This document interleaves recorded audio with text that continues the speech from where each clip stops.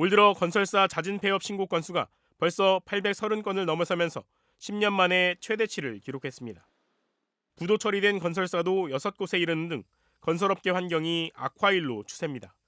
국토교통부에 따르면 올해 1월 1일부터 3월 13일까지 종합건설사와 전문건설사 자진 폐업 신고 건수는 835건으로 집계됐습니다. 매일 11기가 넘는 업체가 문을 닫고 있는 셈인데 작년 같은 기간보다 11%가량 늘어난 규모입니다. 이 기간 폐업 신고는 지난 2014년 994건을 기록한 이후 매년 500~600건대를 유지해왔는데 지난해 700건대를 넘어섰고 올해에는 800건대를 돌파하며 10년 만에 최대치를 기록했습니다. 건설협회 관계자는 최근 1년 사이 신규 자금 조달이나 대출금 차환 여건이 극도로 악화됐다며 시장이 살아날 기미를 보이지 않자 문을 닫는 건설사들이 늘어나고 있는 상황이라고 말했습니다. 워크아웃 절차에 있는 태영건설은 어제 자본 잠식 상태에 빠졌다고 공시했습니다. 거래 절벽 상태에 부동산 경기 침체가 이어지고 있는 데다 금융당국이 부동산 PF 신속 정리에 나서면서 건설사들의 줄도산이 이어질 거라는 이른바 4월 위기설이 더욱 높아지고 있습니다. 미분양마저 바닥을 찍고 고개를 들면서 지난 1월 기준으로 6만 3천 건을 넘겼습니다. 그중 지방 미분양이 약 5만 3,600건으로 전체 미분양의 84%가 지방에 있습니다. 안 그래도 자금 사정이 어려운 지방 건설사를 중심으로 연쇄 도산이 이어지는 것 아니냐는 우려가 커지는 이유입니다. 한국부동산원의 주간 아파트 가격 동향에 따르면 전국 아파트값은 16주 연속 하락세를 보였습니다.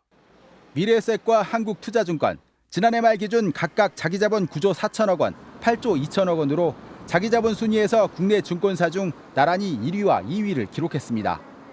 그런데 국제신용평가사 S&P 글로벌은 이 두 증권사의 신용등급 전망을 기존의 안정적에서 부정적으로 하향 조정했습니다.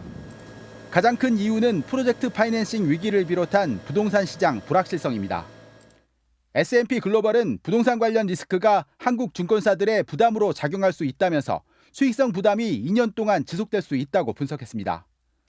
국내 부동산 시장 전망도 내놨는데 한국의 부동산 가격이 여전히 높은 점을 감안할 때 정부가 시장 부양에 나서기 어렵고 이보다 가계부채 비율을 낮추는 데 중점을 둘 가능성이 높다고 밝혔습니다.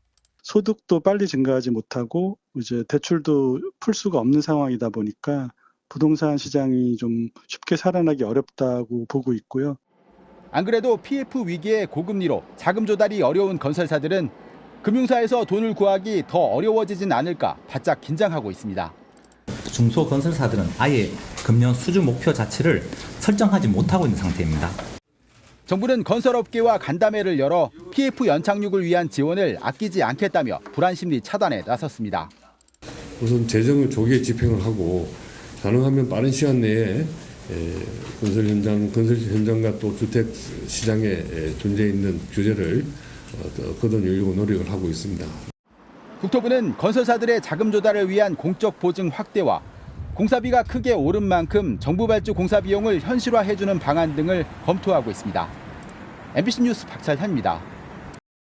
만 채가 넘는 미분양 주택이 쌓여 미분양의 무덤으로 불리는 대구. 그런데 대구에 이어 부산도 위험 신호가 감지되고 있습니다. 국토교통부의 1월 주택 통계에 따르면 부산 지역의 미분양은 3,372채로 전달에 비해 12.5%나 증가했습니다. 광주의 미분양이 한 달 만에 44.3%가 늘며 전국에서 가장 높은 상승률을 기록했지만 미분양 규모 자체가 860건으로 3,000건이 넘는 부산에 비하면 4분의 1 수준입니다. 특히 악성 미분양이라 불리는 준공후 미분양이 더 큰 폭으로 늘고 있습니다. 지난 1월 기준 부산의 준공후 미분양은 1,174채였는데 이는 전달보다 33% 넘게 증가한 수치입니다. 전국 평균 증가율이 4.7%인 걸 감안하면 굉장히 가파른 상승세입니다. 지난달에 비해 대구는 준공후 미분양이 21건 늘어 1,065채로 집계된 것에 비해 부산은 같은 기간 292건이 늘며 대구의 준공후 미분양 규모를 앞질렀습니다. 상대적으로 투자 수요가 유입되고 있는 서울 수도권에 비해 급격히 늘어나는 지방의 미분양 문제는 단기간에 상황이 바뀌기 어렵습니다. 게다가 젊은 층이 일자리를 찾아 지방에서 수도권으로 몰리며 인구 유출이 지속되는 만큼 실수요자가 늘어나기도 어려운 상황입니다. 중견건설사들마저 자금 조달을 위해 9% 안팎의 고금리로 돈을 빌리고 있는 가운데 자금 사정이 더욱 취약한 지방 건설 회사들은 미분양의 증가로 인한 부실도 우려되는 상황입니다. 한때 펜트하우스 매매가 17억 원대를 기록하며 강원도 최고가를 기록한 속초의 초고층 아파트입니다. 전체 400여 세대가 거의 바다를 조망하는 이른바 오시언뷰 프리미엄 아파트로 국민 평형인 84제곱미터형은 한때 8억 원대에 거래됐습니다. 하지만 현재 펜트하우스는 13억 원대, 84제곱미터형은 최저 4억 원대로 가격이 하락했습니다. 한때 강원도 내 아파트 가격 상승을 이끌었던 강릉과 속초 지역의 아파트 가격이 요즘은 연일 하락세입니다.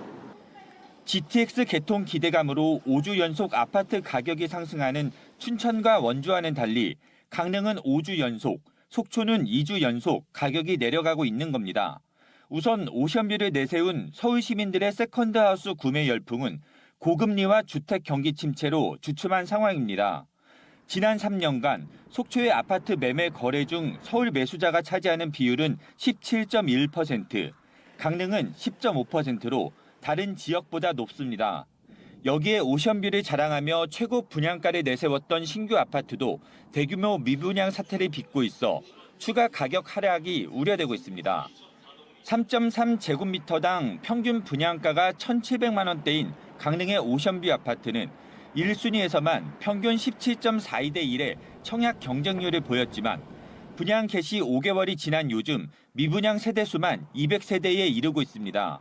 3.3제곱미터당 평균 분양가가 1,600만 원대로 속초 지역 최고 분양가를 기록하며 900세대 넘게 분양에 나섰던 아파트 역시 절반만 주인을 찾았습니다. 여기에 분양을 앞둔 단지도 잇따라 공급을 계획하고 있어 가격 하락세는 더 두드러질 전망입니다. 강릉은 6개 단지에서 2,500세대 넘게 아파트 건설 허가를 신청했습니다. 속초 지역에서 건설 허가 신청 중인 아파트는 13개 단지 5천여 세대에 이르고 있습니다. 다만 이런 미분양 사태가 지역민들에게 반드시 손해는 아니라는 의견도 있습니다.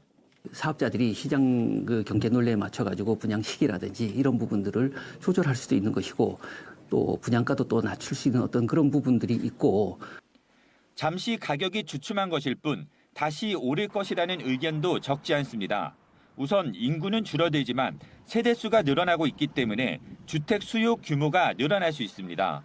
가구 수는 한 10,000가구가 늘었습니다. 가구 분열이 지금 그런 단계에 있지 않나. 그래서 강릉도 앞으로 한 5년 정도는 가구 분열이 계속 일어날 거라고 예상하고 있어서 여기에 철도 등의 교통망이 잇따라 완성되면 접근성 개선과 지역 개발 효과도 기대되고 건설 경기에 대한 정부의 부양책도 결국 매매가 재상승을 이끌 수 있습니다.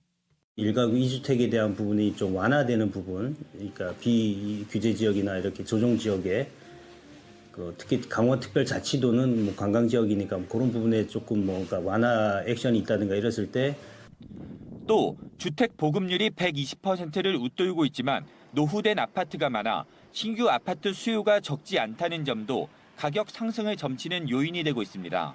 MBC 뉴스 홍한표입니다.